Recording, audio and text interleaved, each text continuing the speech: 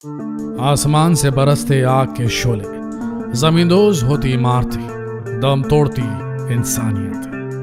दुनिया एक बार फिर गवाह बनी खतरनाक हथियारों की उस हैवानियत का, जो धर्म, जात, जेंडर या उम्र में कोई फर्क नहीं करता। वो अपनी जद में आने वाली हर चीज को बस तबाह करना जानता है, लाशों का ढेर लगाना जानता है। 11 दिनों तक चले खूनी संघर्ष के बाद आखिरकार इजराइल और हमास के बीच सीज फायर का ऐलान हो गया।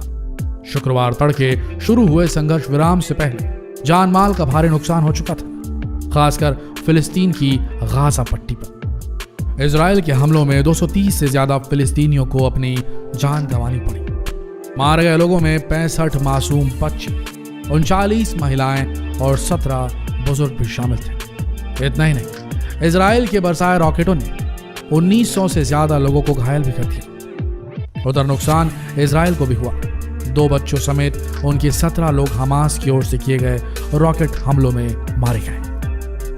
और आखिरकार इजिप्ट की कोशिश और हमले रोकने के लिए अमेरिका की ओर से दबाव बनाए जाने के बाद इजराइल ने जंग रोक दी। अब सवाल उठता है कि जो इजराइल गाजा पट्टी और हमास को पूरी तरीके से जड़ से मिटाने पर आमादा था, आखिर वो सीज फायर के लिए तैयार कैसे हो गया? जो इजराइल हर हाल में हमास का वजूद मिटाने का ऐलान कर चुका था, उसने जंग रोक कैसे दी? कहीं इजराइल के उस खूंखार प्लान का हिस्सा तो नहीं जिसका शक अरब देशों को बहुत पहले से है? कहीं ये सन्नाटा उस तूफान से पहले का तो नहीं जो इजराइल को ग्रेटर इजराइल में बदलने के दौरान अरब मुल्कों के आसमान में नजर आएगा? क्या है ग्रेटर इजराइल का कॉन्सेप्ट? ये जानने से पहले आपको समझना होगा कि आखिर इजराइल और फिलिस्तीन के बीच इस जंग की वजह क्या है। तो दोस्तों बने रहिए इस वीडियो के अंत तक, क्योंकि इसके बाद आपके हर सवाल का जवाब आसानी से मिल जाएगा आपको।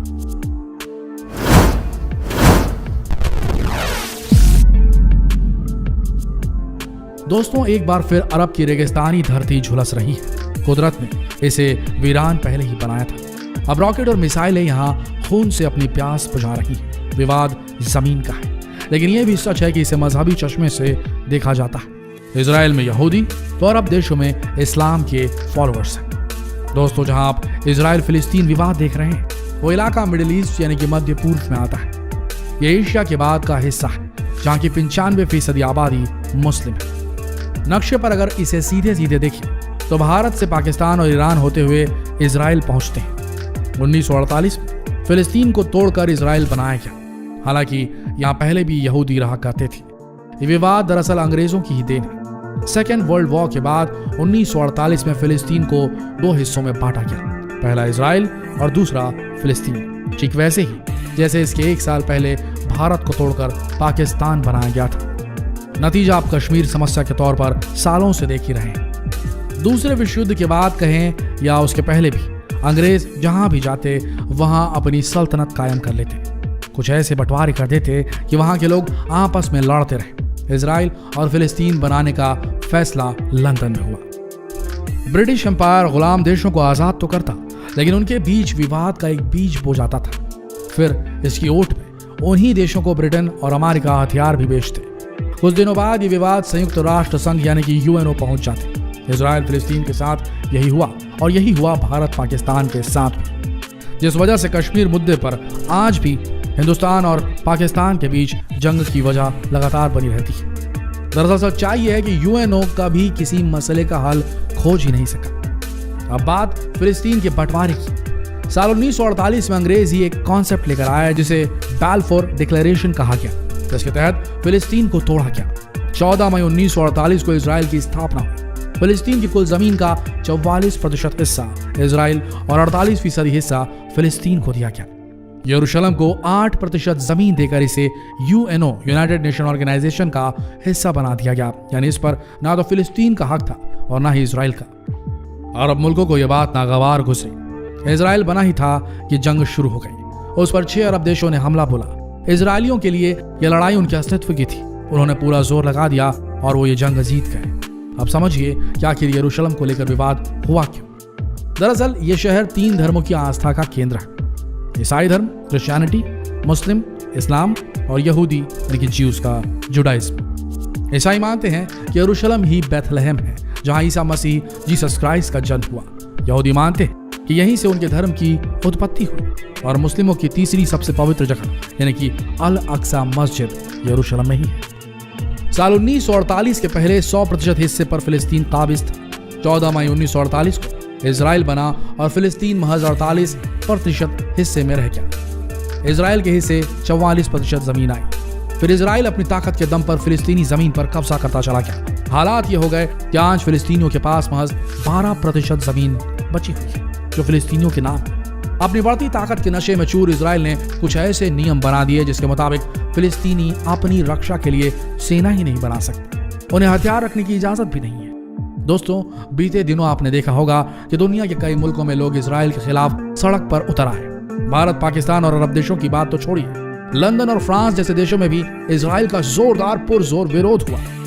अब बताते हैं आपको कि आखिर मुस्लिमों के लिए यह मुद्दा आन की लड़ाई क्यों बन गया। दरअसल मुस्लिमों के दो धार्मिक स्थल सबसे ज्यादा अहम है, एक मक्का और दूसरा मदीना। ये दोनों सऊदी अरब में है, लेकिन तीसरी पवित्र मस्जिद अल अक्सा है और ये यरूशलेम में है। जैसा कि हमने आपको पहले ही बताया कि यरूशलेम पर यूनाइटेड नेशंस का कब्जा है और ये बात दुनिया जानती है कि संयुक्त राष्ट्र और कुछ नहीं बल्कि अमेरिका और इजराइल जैसे ताकतवर देशों की कठपुतली मात्र है और कुछ नहीं। अब समझिए कि विवाद शुरू कैसे हुआ। दरअसल यरूशलेम में एक जगह है शेख जर्राह। इजराइल के सुप्रीम कोर्ट ने आदेश दिया कि इस जगह को खाली किया जाए क्योंकि यह जगह यहूदियों की है। करीब 150 साल पहले जब ब्रिटिश शासन ने यहूदियों को यह भरोसा दिलाया कि इस जगह पर उन्हें ही बसाया जाएगा, तो यहूदियों ने अरब के लोगों से बहुत महंगे दाम पर यह जमीन खरीदी। इस खरीद के डॉक्यूमेंट्स भी यहूदी यानी कि इजराइल के पास है। अब इजरायली सुप्रीम कोर्ट ने आदेश दिया कि शेख जर्राह इलाके में मौजूद फिलिस्तीनियों के 500 मकानों को तोड़वा दिया जाए क्योंकि जमीन का मालिकाना हक 150 साल से यहूदियों के पास है। शेख जर्राह से कुछ ही दूरी पर अल अक्सा मस्जिद है। 13 अप्रैल को यहाँ नमाज के बाद इजरायली पुलिस और मुस्लिमों के बीच झड़प होती है। पुलिस मस्जिद के अंदर घुस जाती है और यही फिर फिलिस्तीन और इजराइल के बीच 11 दिनों तक चले खूनी जंग की वजह बन गई। ये सब कुछ तब हुआ जब मुस्लिम्स का सबसे पवित्र महीना रमजान चल रहा था। इससे पहले साल 1948, 1956, 1967, 1973 और 1982 में भी ऐसी झड़पें हुई थी। इजराइल को भारी पड़ना ही था और वो पड़ा भी। वो हर बार फिलिस्तीन की जमीन पर कब्जा करता चला गया। अब फिलिस्तीन कहता है कि हमको 1948 में मिला 44% हिस्सा ही दे दो, लेकिन इजराइल भला ऐसा क्यों करेगा? उसने जंग से यह जमीन हासिल की है। और एक बात, फिलिस्तीन इतनी भी जमीन नहीं संभाल सका।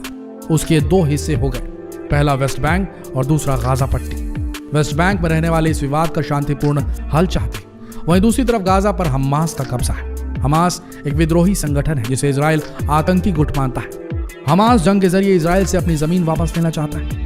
आपने तमाम मीडिया रिपोर्ट्स के जरिए ये जान ही लिया होगा कि इजराइल पर रॉकेट गाजा पट्टी से ही दागे जाते हैं। यह हमास के कब्जे वाला हिस्सा है और इसे ईरान का समर्थन हासिल है। ईरान और इजराइल के बीच कट्टर दुश्मनी है। हमास के पास बहुत छोटे छोटे रॉकेट्स हैं जिन्हें कासिम नाम दिया गया है। एक रॉकेट की कीमत 70 से 80 हजार है। हमास ने अब इसकी रेंज भी बढ़ा दी है। ये तेल अवीव तक पहुंच रहे हैं। ईरान से ये रॉकेट पहले मिस्र और फिर गाजा तक पहुंचाए जाते हैं। उधर इजराइल के पास आयरन डोम एयर डिफेंस सिस्टम है और वो हमास के 90% रॉकेट रास्ते में ही मार गिराता है। दूसरी तरफ जब इजराइल हवाई हमले करता है तो फिलिस्तीन में जान माल का भारी नुकसान होता है। वजह साफ है, फिलिस्तीन के पास बचाव का कोई रास्ता नहीं। ये इलाका भी बहुत छोटा और बेहद घनी आबादी वाला है। इजराइल क्यों मजबूत है ये भी समझ लीजिए। दरअसल इजराइल हर मामले में सेल्फ डिपेंडेंट है। उसके पास दुनिया के सबसे घातक हथियार मौजूद है। अनऑफिशियली इजराइल एटमी ताकत से लैस मुल्क है। यूनाइटेड नेशन सिक्योरिटी काउंसिल में हर मुल्क उसका दोस्त है। अब बात ग्रेटर इजराइल के कॉन्सेप्ट की। जिस तरह हर लड़ाई के बाद इजराइल ने फिलिस्तीन की जमीन को हथिया लिया, वहां अपनी कॉलोनी बना ली, उससे उसके ग्रेटर इजराइल कॉन्सेप्ट को बहुत बल मिलता है। यह माना जाता है कि इजराइल अब ग्रेटर इजराइल कॉन्सेप्ट पर काम कर रहा है। इसके जरिए वो इजिप्ट, सऊदी अरब, कुवैत, ईरान और फिर सीरिया को अपने कब्जे में लेना चाहता है।